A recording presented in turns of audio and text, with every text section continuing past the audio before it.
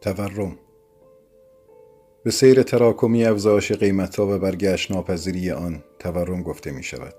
تورم روند فزاینده و نامنظم افزایش قیمت‌ها در اقتصاد است.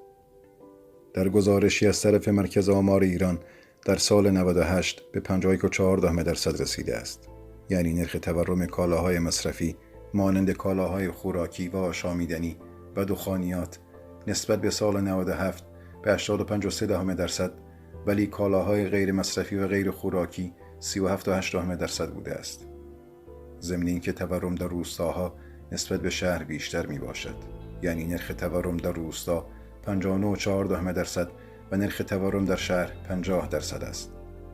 اجاره بها و قیمت مسکن هم در ایران بسیار بالا بوده است. بر اساس آمارهای رسمی بیش از 6 میلیون خانوار یعنی حدود 26% خانوارها در ایران اجاره نشین هستند.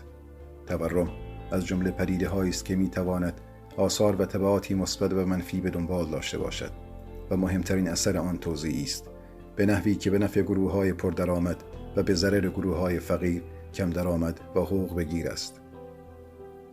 به عبارت دیگر تورم به افراد دارای درآمدهای پولی ثابت ضرر می‌زند و از قدرت خرید آنها می‌کاهد.